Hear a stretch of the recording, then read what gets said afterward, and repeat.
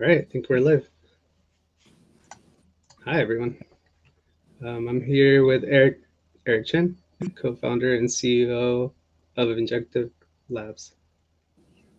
Hey guys. Yeah, did you want to start with a little bit about your background? Yeah, sure. So basically, we kind of started off with Injective back in 2018, and honestly, I don't really remember what I was working on before that because now it just feels like this is my entire life. But yeah, like before that, I was working on a lot of cryptographic research and a little bit of trading here and there. I think before that, I was working at like a fund base out of New York for some of the market neutral strats. Awesome. Yeah, that sounds pretty technical. So my first question really is why build on Tendermint? Why Cosmos? Yeah. So the reason why we want to, it's kind of a decision very early on because, first of all, like we want to optimize for something with instant finality, and that's actually a very important feature for order books because we saw that if you reach eventual finality with either proof of work base or some sort of proof of stake that finalizes after a certain number of block. Any type of order book based exchange will have a lot of issues in terms of resolving forks and just having conflicting states. So instant finality was basically a must have for a smooth and secure kind of like order book infrastructure. Obviously, Tendermint supports very low block time, and with that, Cosmos SDK, and we definitely don't want UTXO based blockchain. So pretty much Cosmos is the only one that fits the description. Nice. That's great to hear, actually. Um, so how do you think Injective's integration into the Cosmos with IBC is going to impact the overall ecosystem? Yeah, I mean it's extremely exciting, right? Because we've spent a lot of time trying to bridge over Ethereum assets over to Injective, and that basically consumed about I would say 30 to 40% of our entire dev work. So basically, having this entire communication standard with like cross-chain communication basically means that our pain and misery, having to build all that for every single chain is being completely abstracted away. So basically, any user can be able to access any zone within Cosmos. Or even in the future, having different chains that are not necessarily part of the Cosmos ecosystem to be IBC compatible and bridge extremely seamlessly. And just because of the flexibility of the IBC protocol, you can send way more than just asset transfers via IBC. You can send price fee, which is what we're experimenting with band, and you can send very like interesting atomic transactions potentially in the future. Basically, like just because this chain has this, that chain has that, doesn't mean that you can't make instant arbs or like instant swaps between those chains. Mm-hmm. Yeah, IBC is pretty powerful. Cool. So yeah, anyone watching, you can ask questions. We'll touch on them here at the, here in a couple of minutes. I do have a couple more though. Um, I was researching a little bit about Injective's Ethereum bridge, and it looks like you guys are using a version of Peggy. So my question is, what makes the Injective version different from other versions? Oh yeah, so basically we wrote the orchestrator into a Go version, and initially we kind of built it off of kind of like deviated away from Peggy. It's sort of mainly for two reasons. Number one is that we want to make sure that it is fully compatible with everything we're trying to do.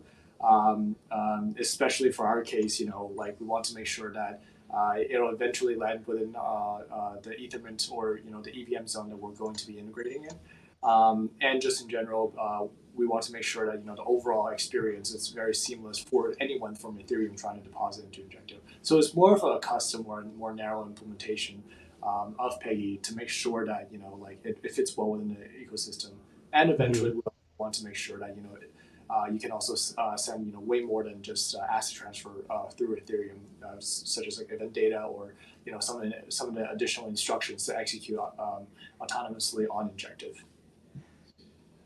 Gotcha. Okay. one last question for me. What differentiates the Injective exchange from other decentralized exchanges? Yeah, I think one of the really interesting part is that basically it's one of the very few platforms that allows any arbitrary individual to kind of propose and create any type of financial instruments or derivatives. You can be extremely creative when it comes to what do you want to do, what kind of market do you want to specify, as long as you have an oracle. So we experimented a lot during the Solstice testnet, basically exploring all different types of market types and just making sure that to just demonstrate to the community that within this tested environment anything is possible. So I think this is just in general a very very strong hook for the users to try out what's about to be the canonical mainnet. And another part is that we have this very much blockchain friendly or kind of like a more like stateful execution friendly type of matching mechanism. So basically, instead of the continuous double auction that most of the centralized exchanges use, which basically goes for like a microsecond level or like very very very very fast tick rate, what we do instead is that we know that any type of stateful update has 1 to 2 seconds at least, and this isn't even counting other chains where it doesn't have instant finality, right? So we want to make sure that this process, like this entire 1 second gap, is as fair as possible. So that's why we utilize frequent batch auction. It's to make sure that all the orders coming in, the time order within that state transition is basically ignored. So it doesn't matter whether you're first or whether you're last. You're being treated the same through this matching algorithm. It doesn't really deprecate the user experience per se because the block time is still very very fast, and as a matter of fact, it makes it more friendly for market makers. And yeah, just another cool thing is that if you trade through a relay or access or place trades through one of the hosted front ends instead of as an algo trading, you don't really have to pay any sort of gas fee, just because relayers are naturally incentivized to handle users because they do get a small percentage of the fee cut.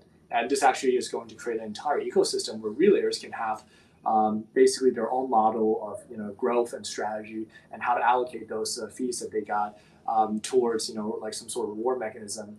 And that's something that I really want to see play out through some of our existing relayers like Uponly and ones that are about to be launched like Picasso. And yeah, like just in general, I would say we're one of the very few kind of fully decentralized order book based exchange.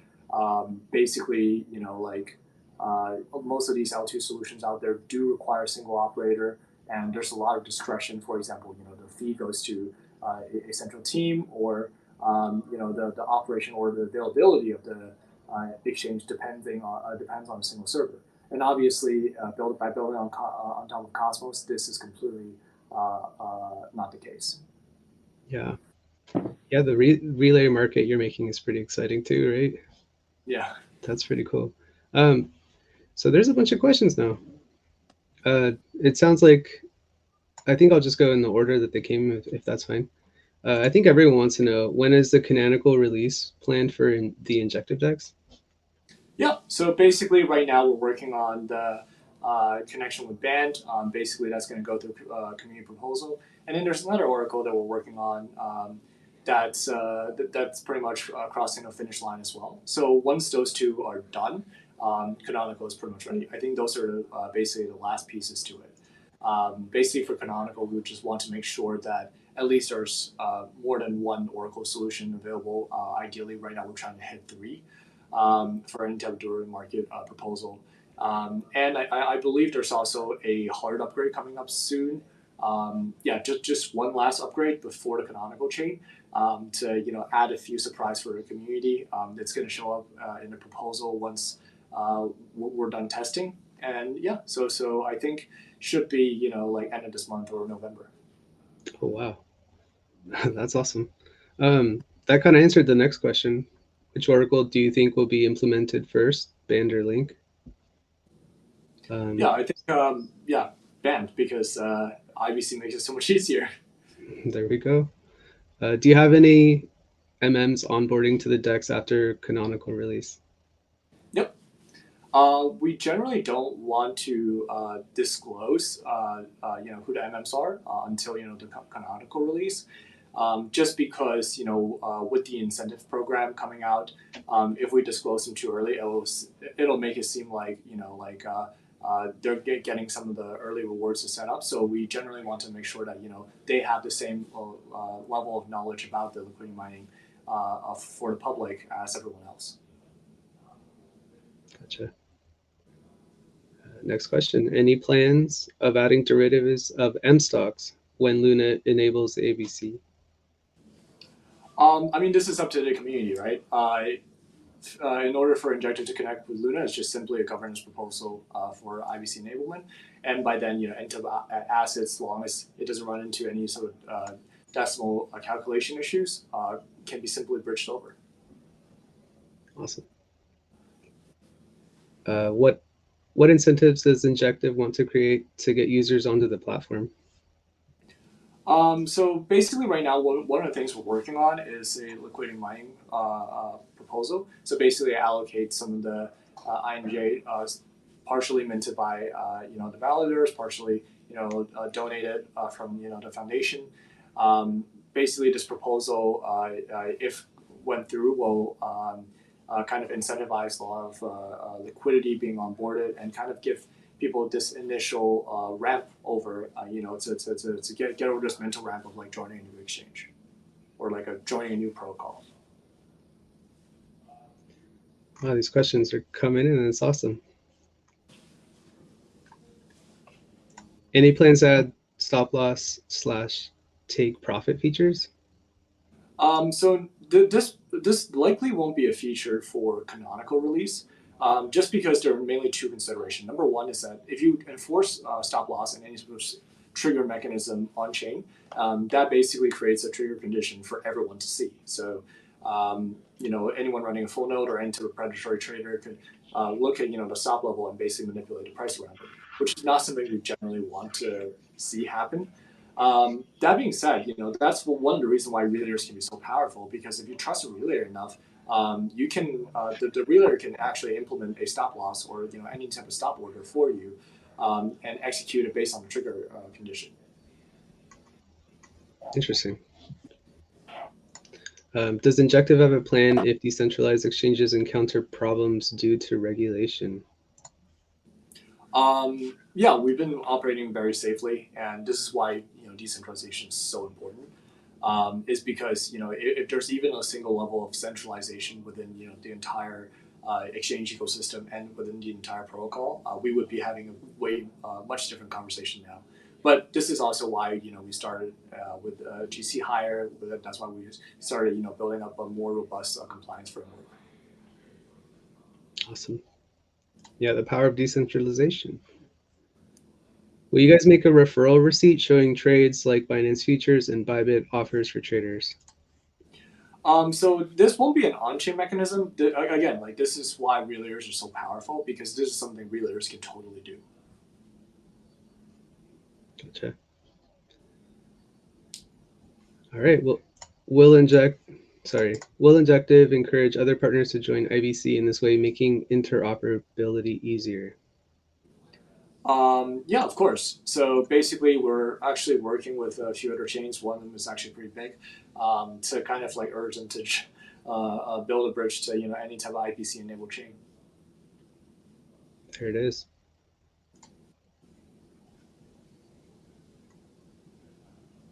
What chances does Injective have to hit high volume US KYS markets like Coinbase, etc.? UI, sorry, what? US KYS markets. I think they just mean like centralized exchanges. Oh, I mean, this is up to the community. I don't like to speculate on growth. Obviously, we are confident that the protocol is going to be successful over time. Especially as the community grows. But like I think it's really about a seamless product experience and the overall security of the protocol that really being able to support that level of volume. For sure.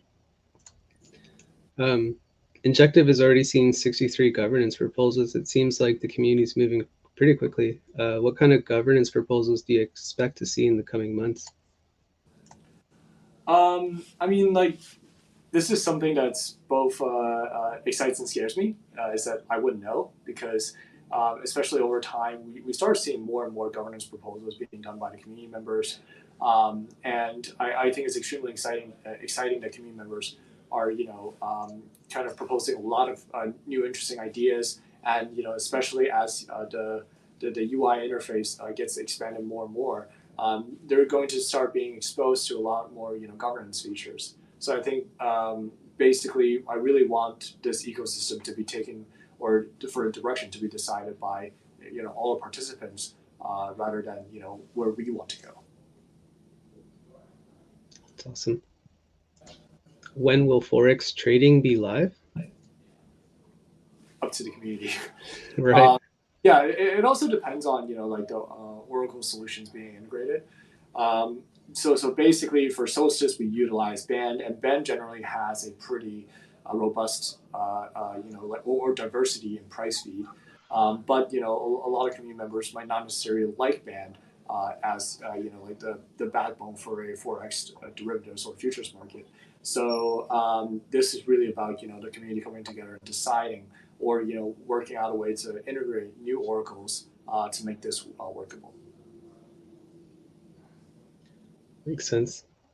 Is it possible to connect Thor? I think Thor chain.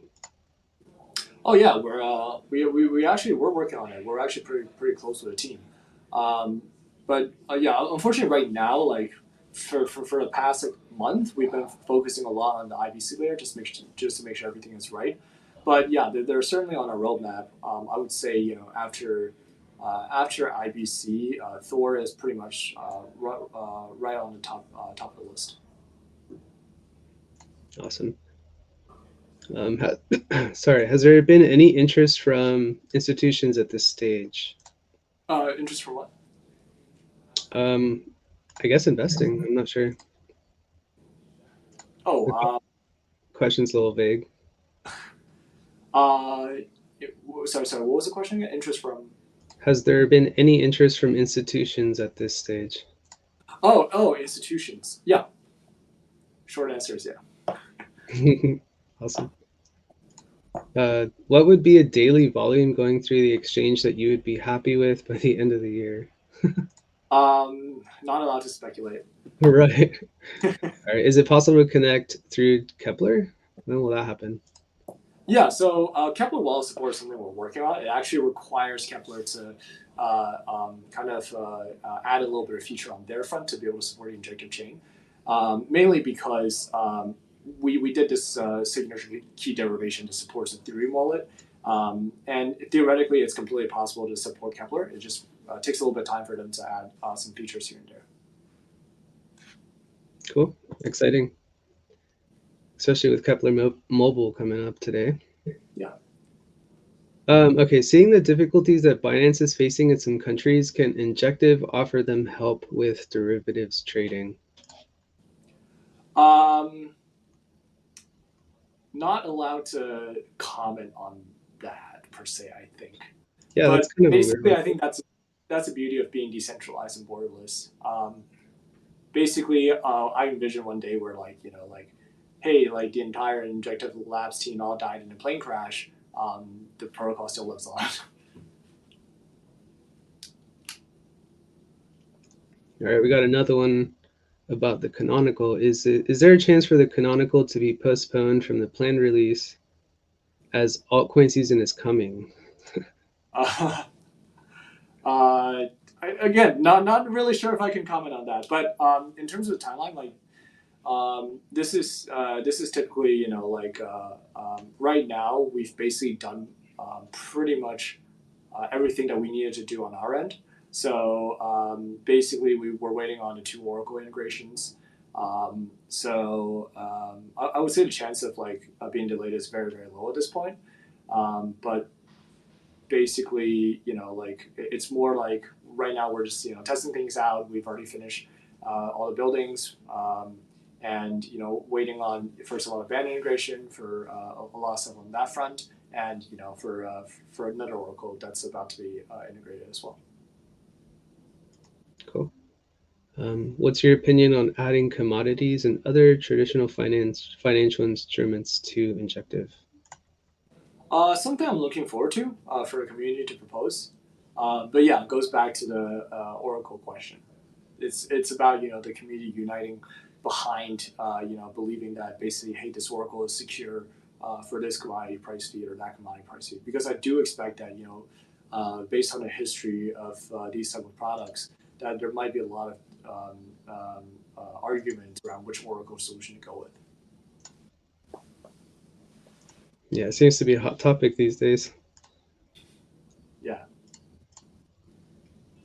I don't know if you want to cover it. Somebody asked, what's the plan for user acquisition? You kind of covered it earlier. Yeah, I mean, pretty much covered on that front. I think just in general,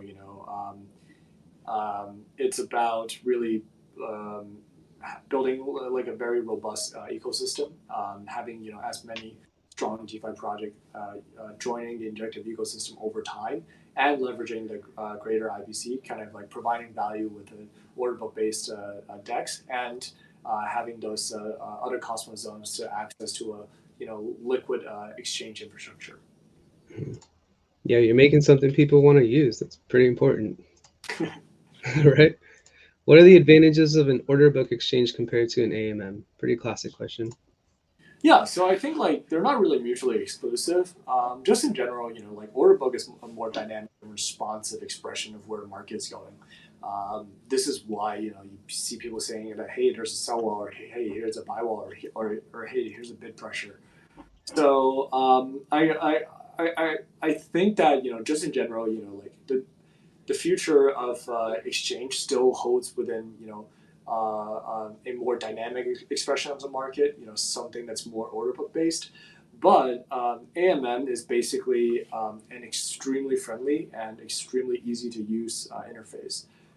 It might not necessarily be kind of like the primary expression of market in the absolutely long run, but it will be an extremely important consumer and trading tool for a lot of the masses. And I think that's incredibly empowering because generally, imagine you have to go through so many hoops to access the Binance exchange or some of the other exchanges, and to even get a certain token. And if you want to abstract all of that away, you would have to pay kind of a very heavy middleman fee. So I think what really makes sense at the end of the day um, is for people to access these AMN exchanges, seeing exactly what a very dynamic and responsive market is, and basically cut out the entire middleman in the process. Yeah, exactly. Are there any plans for liquid staking so people can stake and use their Injective in the ecosystem? Yeah, working on it. Well, technically, it is entirely possible. It's just about creating a use case for it because every time you stake, that is basically a representation of it that can be utilized. But it's more like how do you go about utilizing it? So one thing that we're working on is creating, proposing upgrades and creating modules that can allow for people to make more use out of this liquid staking. That kind of touches on the next question. Are there any plans to increase even more the Injective token usage? Yeah, can't really talk much about it though. There's Um, plans in the works. this is our goal, right? Like to build like an ecosystem where it centers around the token as a utility that powers the entire ecosystem. So yeah, like basically any type of new feature that we build and propose, or any type of new feature that the community builds and propose, it should all strengthen the use case or expand the use case of the native token. All right, next one. Would a trading competition be possible for the Injective Labs relayer for Canonical? It would technically not be possible for anything that's being done on chain. So basically, obviously, it's very difficult to say, hey, like through governance, hey, let's do like a like trading competition, and then those with the most volume and the most P&L will just automatically get assigned that. Even though it's even though it's theoretically possible that you could have design like a mechanism for this to basically tally everything and keep track of it. But you're just opening up so much vector for griefing and abusing. But that being said, relayers can totally do it.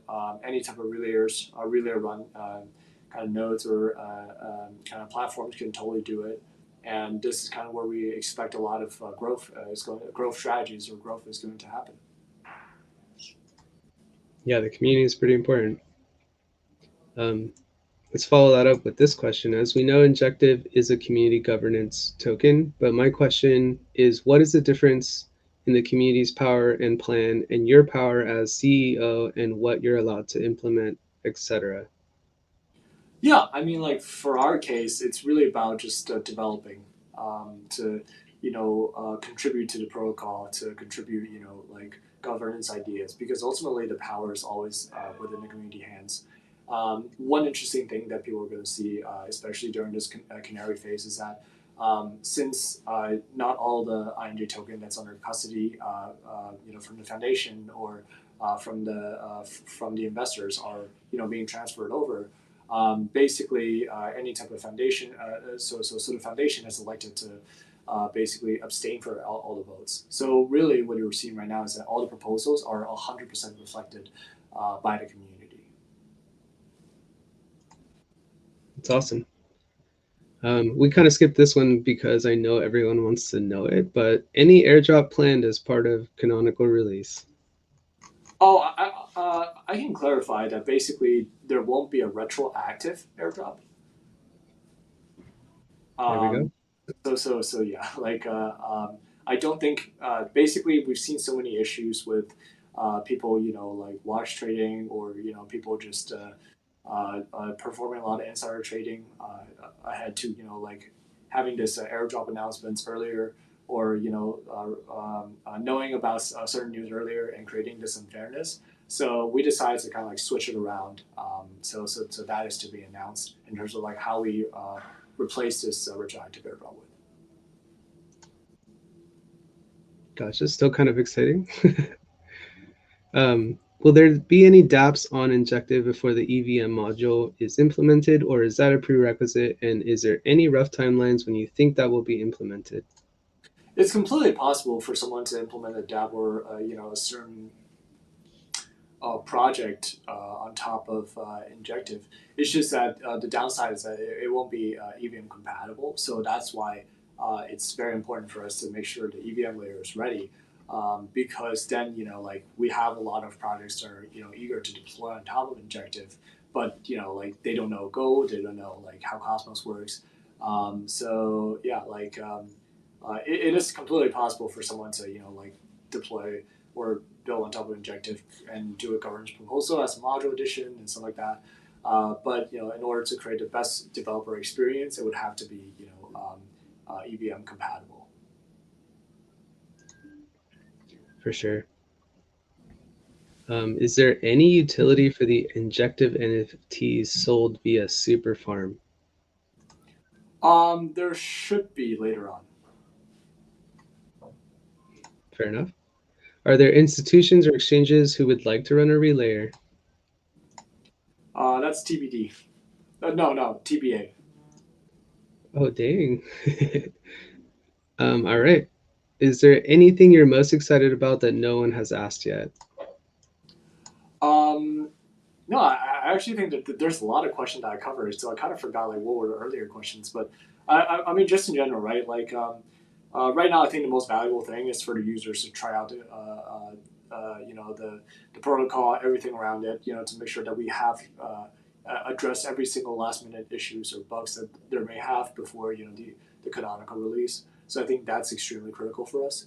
Basically, any feedback from the community would be extremely appreciated to make sure the protocol is secure. We know that right now there's already, I believe give or take like 100 million value, being deposited into Pego. So it is from a certain aspect of it. Like we know that if people try to like hack it, that's a giant honeypot to go after. But you know, we still want to make sure that there's no other issues coming out before canonical release.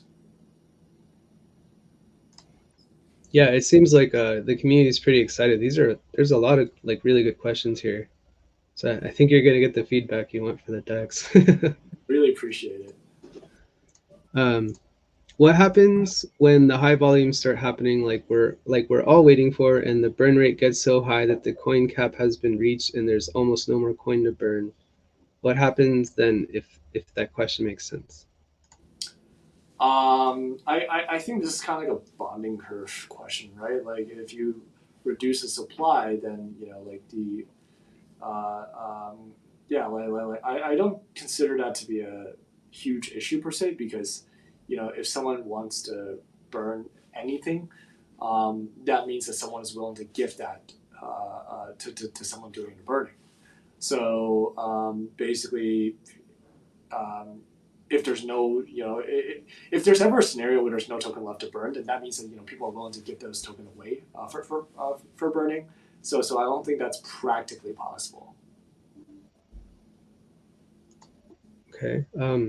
So people are asking about burnt finance. What is burnt finance? What will happen with burnt finance project? Will there be synergies between injective and burnt? TBA. Yeah. Are there any updates coming out with Canonical other than trading limits being lifted? Yeah, there's actually a couple more releases that we're going to be due, and this is mainly for tooling. Basically, it's actually like pretty significant work that we've built so far. Obviously, there's not a really good explorer that we have, so that's something to look forward to. And we got a lot of feedback from the relay level, and so for the interface that we're going to be eventually open sourcing. We kind of like redid a lot of stuff and basically added quite a few features so that other relayers can use that as reference or make it extremely easy for their production cycle. Nice. What chains can we expect to see on Injective beyond Ethereum and ERC20? Well, the entire Cosmos ecosystem, first of all. Um, and basically, there's a few other bridges that we're working on, and we don't want to jinx this, so I think we'll announce when it's ready. Cool. Favorite books. What's your favorite books? What was the last one I read? Let me think. It's certainly been a while. Let me check my Amazon real quick. Sure.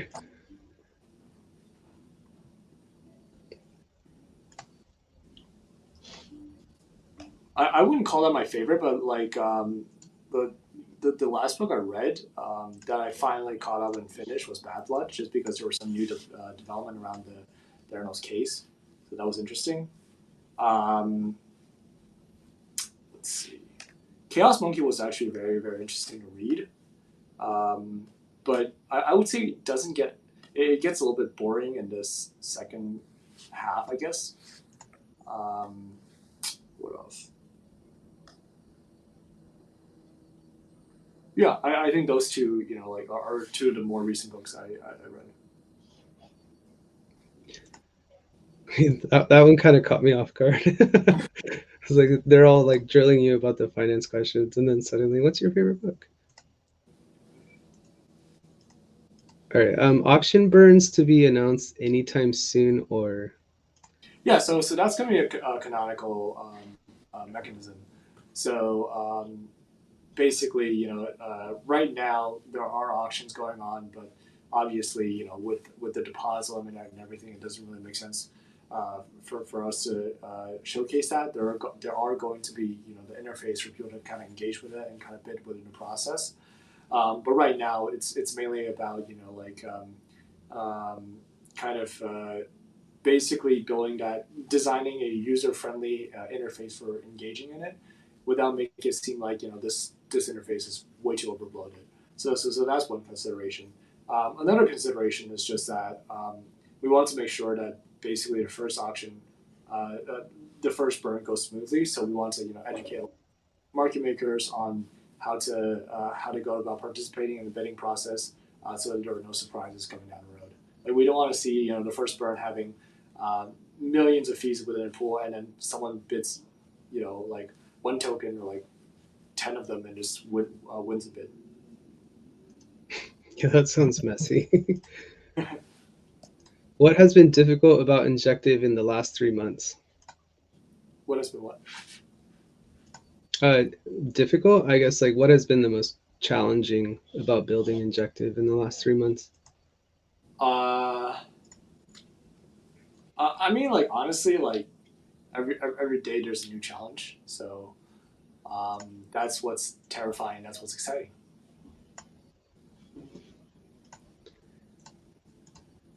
Um, I have a couple too that I kind of wrote up, if you don't mind. Yeah, of course. So many DeFi projects kind of rush through their development stages, sometimes disregarding the importance of security. Injective's white paper was written back in 2018, and it's sort of recently started to see its vision becoming reality. What kind of measures did the Injective team take to ensure the security of the protocol, and has it been audited? Yeah, so we actually work with Informal System on audits, and we actually had the contract that sits on Ethereum, which we would assume to be a pretty kind of critical attack surface area to be audited by like 3 or 4 firms. So that's something we definitely take extremely seriously, and we want to make sure that um, it doesn't all of our work don't go to waste. And in terms of like building and development cycle, I think just in general, basically the white paper did come out in 2018, but there were a lot of like research and more thought process going into it, and basically we took like a more formal approach so basically the white paper itself simply specifies how do you deal with front running within like order book exchange infrastructure, and back then the model was a lot less complex. It was simply like just submitting like a cryptographic proof and resolving any type of like intra-block conflict or any type of attempts at front running. And we kind of realized that it all sounds good and makes sense from a theoretical level. It becomes very very impractical in terms of building actually a protocol or a community. So that's why like basically if you look at what Injective is working on now, or like what Injective Labs team is trying to build right now, it's basically 1,000% of what the white paper itself outlined back in the day. That's awesome.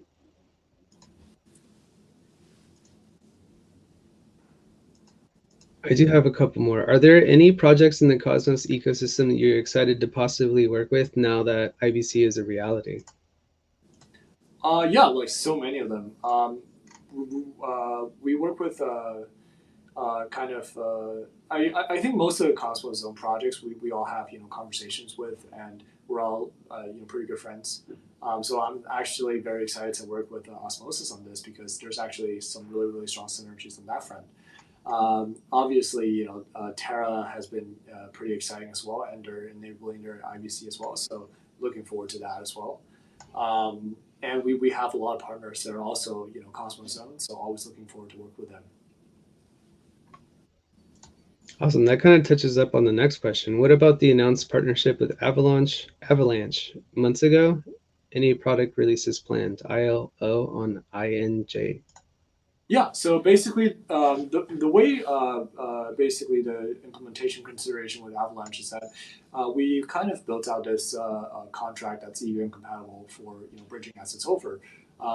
So we decided to kind of silo that off into a more generalized implementation for any type of kind of like EVM type contract.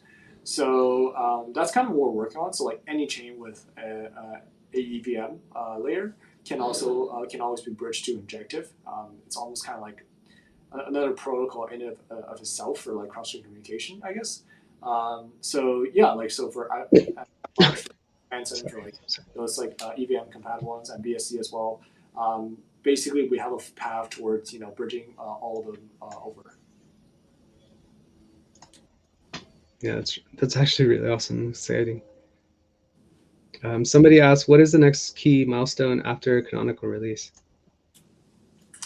Um, Making sure that it can support the volume or craziness that it will potentially reach. I think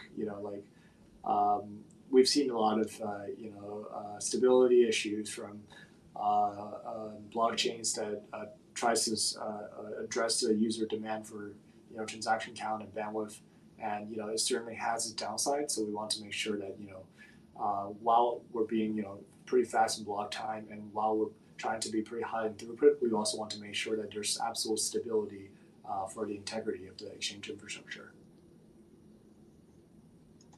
And making it safe. Who do you expect to be bidding in the auctions? Mostly MMs? And Yeah, because I think just in general, basically it makes sense for people to bid because most of the assets that are within those fee pools should be either some of the spot assets, which would be generally 50% stables and 50% in the cold assets, um, and also within perpetual market, which is 100% stables, right? So basically, it's going to be extremely stablecoin heavy. Obviously, this might change within the mid to long term, but I would expect it to be used mainly by MMs. the user wants to know if they can win a fee with a one injective bid. I mean, I think if that's possible, then that means that our MM education has not worked. So I would prefer that not be the case. what major what major coins do you feel have a domino effect on injective? Uh, Example, if this moves, then this one does too. if this one, sorry. If I guess they're like, do you think that there are any coins that have a correlation with injective? Um, I don't really look at those, so it's hard to say. But Yeah, it's but kind I of think kind of a just hard one. but I think just in general, within the decentralized derivative space, it's really picking up, and I think there's going to be growth in the overall, like kind of like DeFi eating the CeFi world kind of narrative that's going to pop up. So that's something I'm certainly looking forward to, because before we were mainly worried that, hey, like if I can use Binance, why would I use any type of decentralized exchange? That was basically the question that we got asked the most back in 2018. We're like, Mhm. if we can use Coinbase, or if we can use like Huobi or whatever, why would we use anything like decentralized? Um, and now the answer is very clear. That kind of follows up with the next question. Is there any innovative financial product that Injective can offer unlike a centralized exchange? Yeah, I mean, so many, right? Like, I think really sky's the limit, because just because of the way like the derivative protocol is kind of constructed and structured, it allows for kind of like the maximum level of flexibility in terms of like how you can define every single parameter. So I would compare our flexibility to be slightly under UMA, um, and with the reason being that UMA has this kind of like generalized price feed, basically optimistic oracle, and so basically the difference for us is that we have a continuous price feed, which means that we basically can't really have a slow oracle, but like sky is really the limit. People can create a lot of really interesting derivatives. We also had that competition and actually implemented one of the derivatives, which is kind of like a staking derivative that tracks like the return of depositing, let's say $1,000 within the Wi-Fi world. So this allows you to create like derivative around this staking, almost as kind of like a interest rate derivative where you can actually go leverage. It's pretty interesting. Um, what oracles offer stock price feeds? I couldn't see any on Band's dataset. Well, Ben is pretty flexible in terms of adding new ones, and they do have some IEX integrations to add to the stock markets. There we go. Is a new funding round planned? No, I don't think there's any funding plans yet. So we'll see. Would it make sense for a centralized exchange to run a relay? Wouldn't they run into regulatory problems?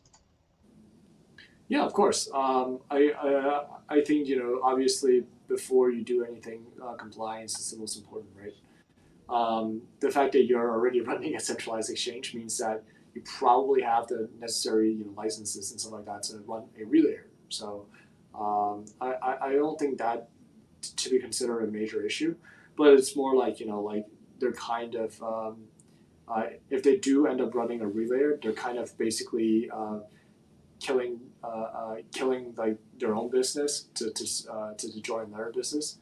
So that's yet to be proven whether that will be the case or not. This next question's kind of silly. Do you remember the day where it hit you? I'm going to make the most lucrative DeFi coin in the world. I don't think that has hit me yet. So I guess the question is like when did you start thinking about making a blockchain or decentralized exchange? no, I think that started pretty early. Um, Basically, that kind of became pretty clear pretty early that I really want to work on a protocol in this space. Just because even back then, we kind of see um, DeFi taking its kind of first steps. I guess it's more like baby steps back then.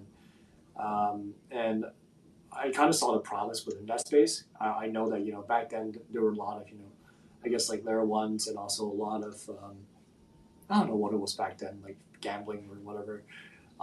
But I saw real innovation or like kind of like the true ethos of crypto really sitting behind uh, rapid financialization and just democratizing the access of finance for people, and really the way to carry on that ethos or to carry on that product market fit almost is to be working on DeFi.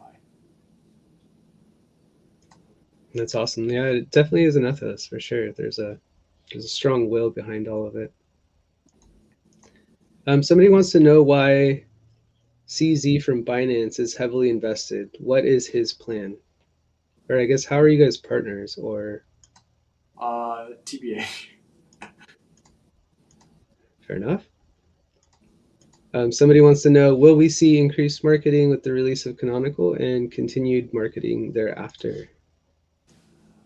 Yeah, I mean, like, there's always going to, be, I guess, evangelism around the protocol itself to make sure that people know about it and join it. But I think, it's really up to proper product decisions and, design to really, make sure people stay.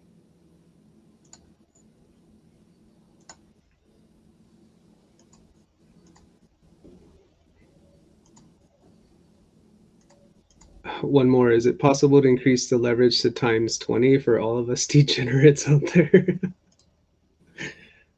Well, I mean, like, basically, like it's you can easily propose that because if you want to do a 20x leverage, then I would say like you can just propose a market with like 5% initial margin requirement, right? And just have 1 or 2% as the maintenance margin requirement. And I think that's more than yeah, that's more than safe. If you want to be a little, if you want to hit slightly over 20x leverage, you can make it like around 4% initial margin requirement. So at a bit this way, at least you allow for like 1% deviation from like the mark price to make sure that you're not liquidated around spot or denying from establishing a position. So yeah, there's a lot of freedom with Injective. That's awesome. Um, well, it looks like we're kind of reaching the end of the questions here. There is a comment from a user. I think you might want to hear it. Yes, it's very cold up here in Humboldt. Somebody asked if my heating is broken. All right, so this guy Noah, he actually wants to say, we would all like to thank you very much for answering each and every question. To think that when I woke up that I would be able to ask the CEO my questions and to answer each one and every single one is just unreal. Thank you so much. You're awesome, and we all love yo. Really appreciate it, guys. You guys are really what make uh, this job exciting for like the entire ecosystem. Yeah, this has been awesome. It's so cool to see the community so engaged for Injective. Yeah, I think it's all about like getting I guess building a good protocol. Yeah, people are excited about it. So do you wanna log out, or I think we're pretty much there at the end. There is one last question here. When will Plasma Pay be implemented? Prospect? Oh, right. So basically, that is something that will be like I think more within the next timeline iteration. So uh, I would say around next year or so. So basically, right now our priority has been partially shifted towards Ethermint integration after the Canonical release, to basically make sure that like any type of arbitrary Dap, which then allows for easy integration by any type of Dap based projects, which includes probably Plasma based and a few others. Will there be a revised, updated roadmap released at some point once Canonical is live? Yeah, I think like in terms of like a revised roadmap, it's generally to like add more stuff to it, or like hey, like we actually did this faster than we thought, or like hey, like like this probably doesn't make sense at the moment. So I think we should probably get one out sometime after the canonical release, just to kind of like update like what is next for our contributions, and what are we going to propose to the ecosystem. Yeah. Looks like we still have a couple more coming. What do you perceive Injective would look like if everything that needed to happen and that is complete? And you'll be ready to disappear like Satoshi? I don't even know what that means. Not sure either. All right. So I don't want to take up too much of your time. We're pretty much close here to the hour mark. Do you have any like closing comments or remarks or anything you want to say here at the end? Yeah. Stay tuned to everything we're about to do with the greater Cosmos ecosystem, and there's a few very very interesting product releases coming out this week and next. Stay tuned and check it out as soon as it's out. Definitely follow the Twitter account, and stay tuned to any type of product updates or like type of releases. There we go. Thank you so much for doing this, Eric. This has been great. Yeah, really appreciate it. Thank you so much for your time, John. Yeah, thanks everyone too for the great questions. That was awesome.